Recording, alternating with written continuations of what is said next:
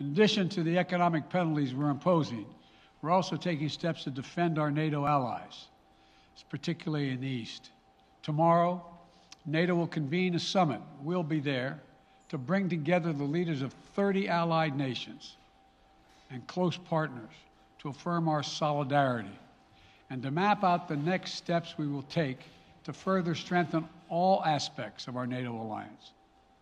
Although we provided over $650 million in defensive assistance to Ukraine just this last year, let me say it again. Our forces are not and will not be engaged in the conflict with Russia in Ukraine. Our forces are not going to Europe to fight in Ukraine, but to defend our NATO allies and reassure those allies in the East. As I made crystal clear, the United States will defend every inch of NATO territory with the full force of American power.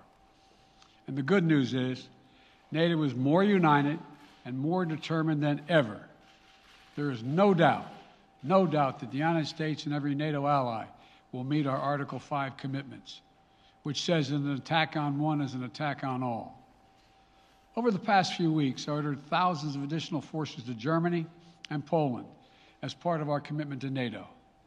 On Tuesday, in response to Russia's aggressive action, including its troop presence in Belarus and the Black Sea, I've authorized the deployment of ground and air forces already stationed in Europe to NATO's eastern flank allies, Estonia, Latvia, Lithuania, Poland, and Romania.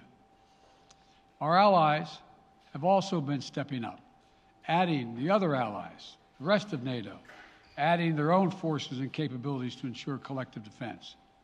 And today, within hours of Russia's unleashing its assault, NATO came together and authorized an activation of response plans. This will enable NATO's high readiness forces to deploy and when and where they are needed to protect our NATO allies on the eastern boundaries of Europe. And now I'm authorizing additional U.S. force capabilities to deploy to Germany as part of NATO's response, including some of the U.S.-based forces that the Department of Defense placed on standby weeks ago.